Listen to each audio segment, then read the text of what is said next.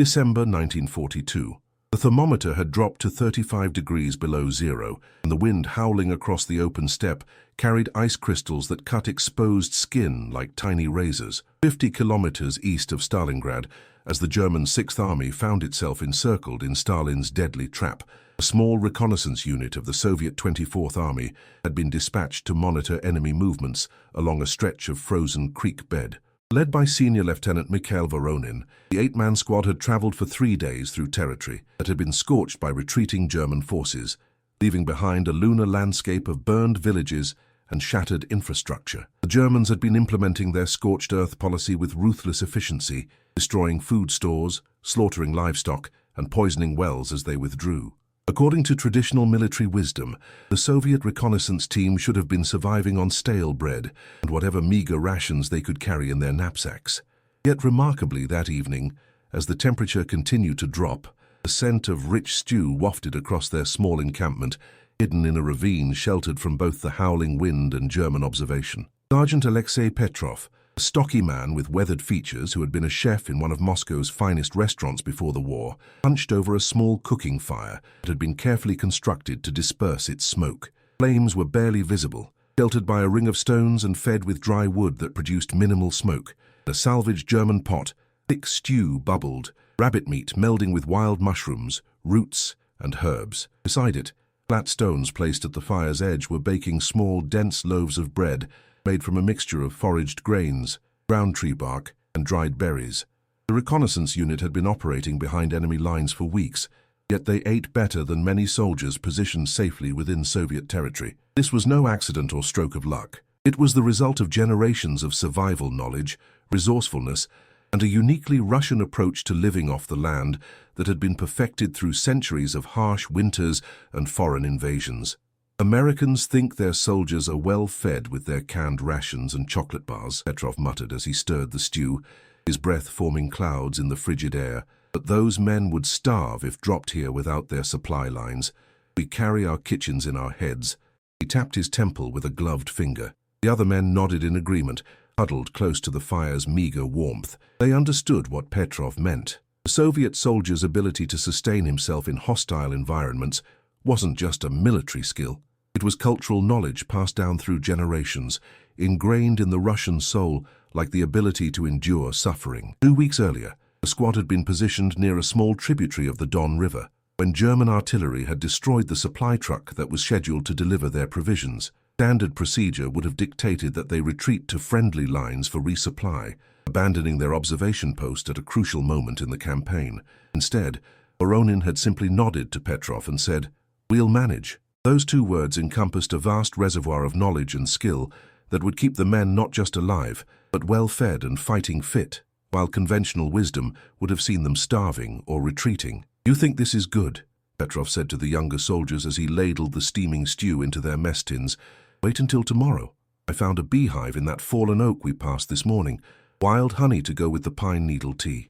The men's eyes brightened at the prospect. Even in the depths of the Russian winter, with death and starvation all around them, these soldiers would eat like kings, a stunning reversal of fortunes that epitomized the resilience that would eventually lead to Soviet victory on the Eastern Front. 200 kilometers to the north, Captain Natalia Kovshova of the Medical Corps was leading a team of nurses and orderlies through another seemingly barren landscape. Her field hospital had been forced to relocate 3 times in the past month as the front lines shifted, and supply convoys had repeatedly failed to reach them. The hospital now harbored over 200 wounded men, all requiring substantial nutrition to heal properly. According to the dire assessments of the Quartermaster Corps, they should have been operating on starvation rations.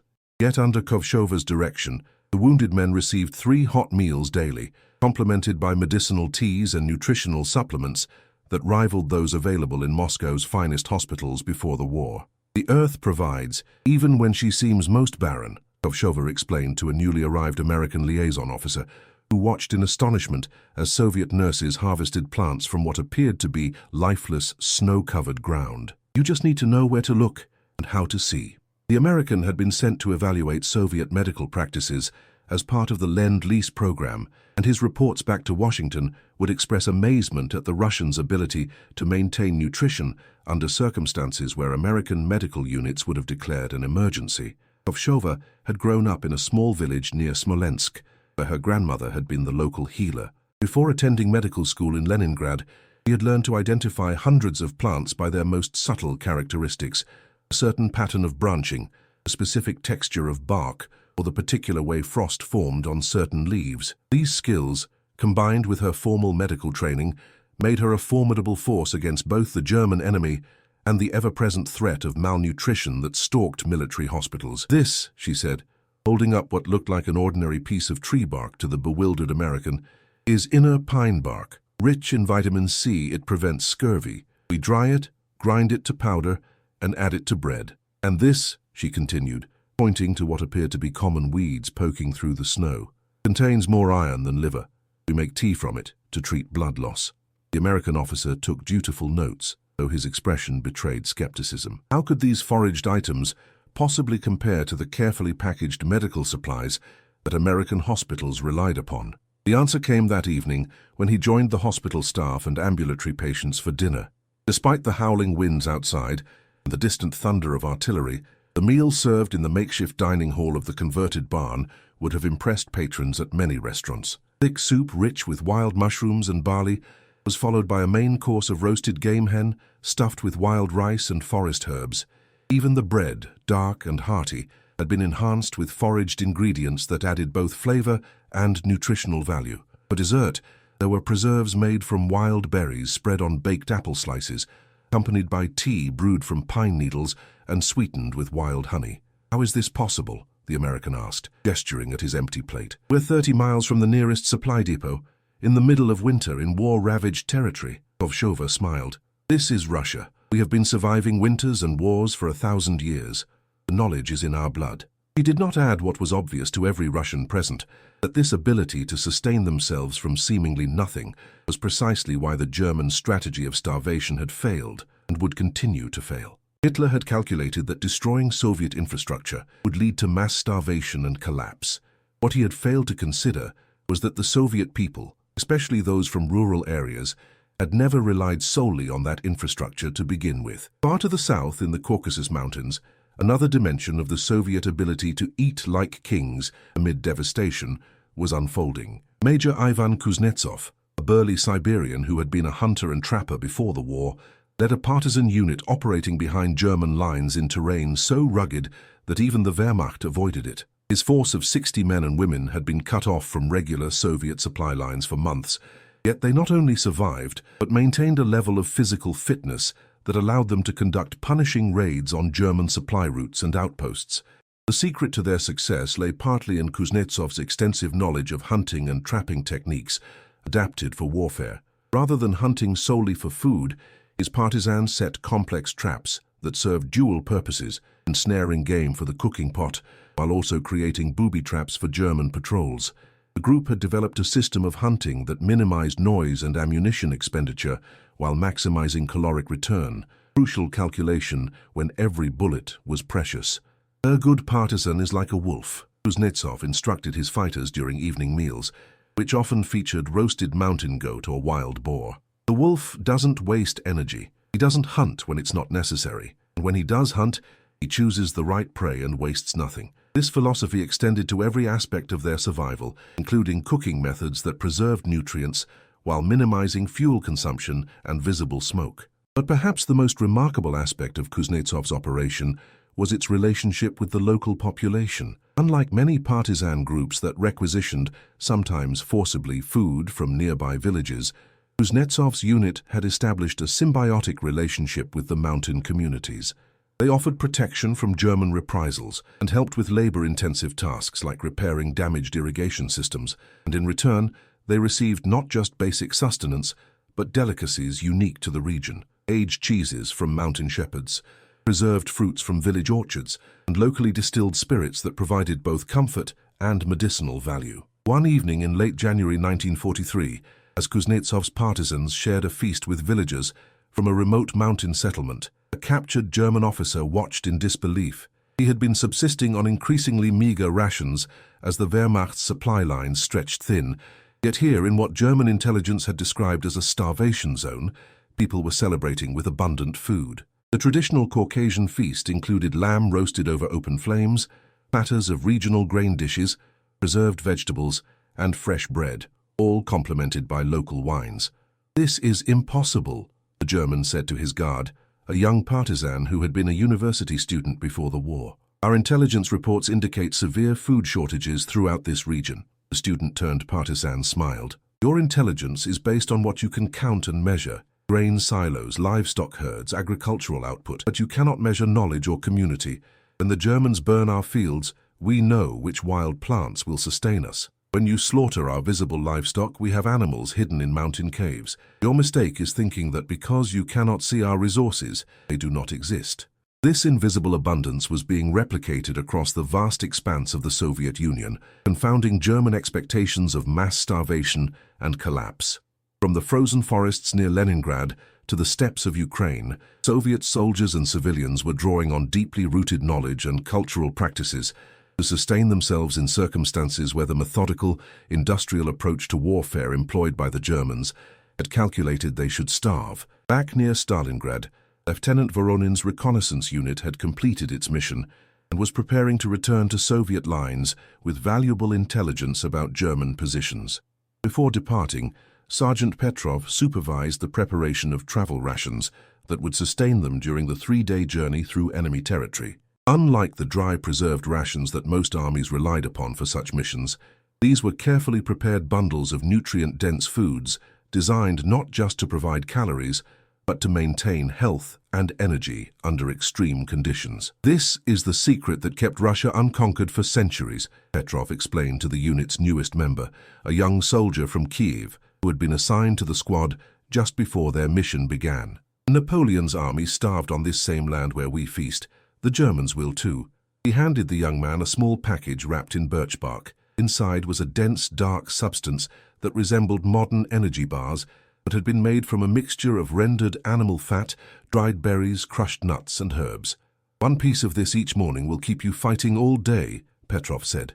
"The fat contains energy for your body. The berries provide vitamins to prevent sickness.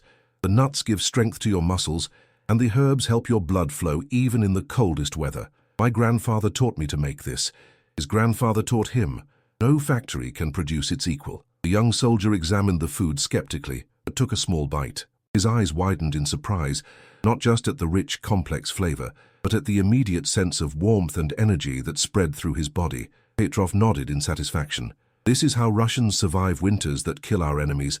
This is how we will win this war." This traditional knowledge extended beyond food procurement and preparation to its preservation and storage. Throughout Soviet territory, even in areas devastated by fighting, ingenious methods were employed to create food reserves that remained hidden from both the elements and enemy forces. Underground storage chambers, their designs refined over centuries to maintain optimal temperature and humidity, protected caches of preserved foods. Smoking, fermentation, and drying techniques that required minimal equipment allowed perishable foods to be transformed into stable, long-lasting provisions. In the forests surrounding Moscow, where the desperate battle to save the Soviet capital had been fought just a year earlier, specialized units had been established to systematically harvest the bounty of the wilderness. Teams of experienced foragers, many of them elderly men and women whose knowledge of the land surpassed that of any academic expert, worked alongside soldiers to create sustainable harvesting zones. Unlike the haphazard individual foraging that characterized survival efforts in many armies, this was a methodical, scientific approach based on generations of accumulated wisdom. "The Germans think the forest is empty in winter," explained Maria Volkova, an 80-year-old woman who led one such team. "They see snow and bare branches and think nothing lives, but we know that beneath the snow, life continues. We know which roots remain sweet and nutritious even in January. We know which tree barks contain medicine and which mushrooms still grow on the sheltered sides of trees." Under her guidance, Soviet supply units harvested tons of wild foods that supplemented conventional rations, allowing frontline units to maintain strength even when regular supply lines were disrupted. This systematic approach extended to the Soviet military's official supply system as well. While the image of the Russian soldier foraging for survival is compelling, the reality was more complex and sophisticated. The Red Army had developed a network of field kitchens, mobile cooking units that could prepare hot meals even in combat conditions, that was unmatched by any other fighting force. These rolling kitchens became legendary among Soviet troops, who affectionately called them Katyusha's kitchens, play on the nickname for the feared rocket artillery systems. Unlike the relatively static field kitchens of other armies, Soviet rolling kitchens were designed to function in the most extreme conditions and locations. Their operators were trained not just in conventional cooking techniques, but in adapting to local resources and conditions. When standard ingredients were unavailable, these resourceful field cooks could substitute foraged items while maintaining nutritional value. When conventional fuel was scarce, they could modify their equipment to burn whatever materials were at hand. This flexibility allowed Soviet forces to maintain hot meal service even during the most chaotic phases of battle. Commander Grigory Zhukov, the brilliant strategist who orchestrated the Soviet counteroffensive at Stalingrad, understood the crucial importance of this nutritional resilience. "An army marches on its stomach," Napoleon had famously observed, and Zhukov had studied enough military history to appreciate the truth of this statement. But where Napoleon had relied on an increasingly tenuous supply chain as he advanced into Russia, Zhukov incorporated the land's natural abundance into his strategic calculations. "The German thinks he is starving us by burning our fields and slaughtering our cattle," Zhukov reportedly told his staff during the planning of the Stalingrad counteroffensive. But he does not understand that for the Russian soldier, the land itself is a commissary. Every forest is a grocery store, every stream is a fish market, every field, even in winter, holds hidden nourishment. This is the advantage that cannot be measured on maps or calculated by logisticians.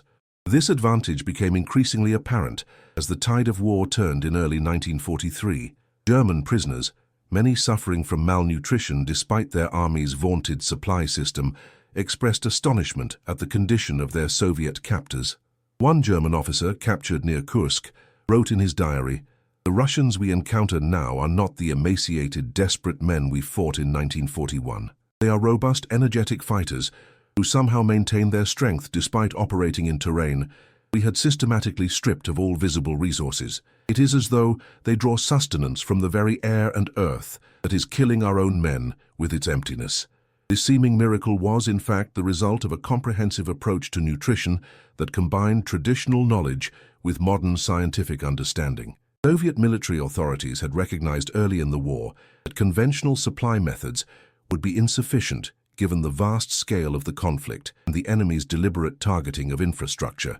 Rather than seeing this as merely a problem to overcome, they incorporated it into their strategic thinking as a potential advantage. Soviet forces included specialists whose sole responsibility was identifying local food resources and instructing troops in their safe use. These experts, drawn from backgrounds ranging from academic botany to traditional rural knowledge, produced field guides tailored to specific regions of the front.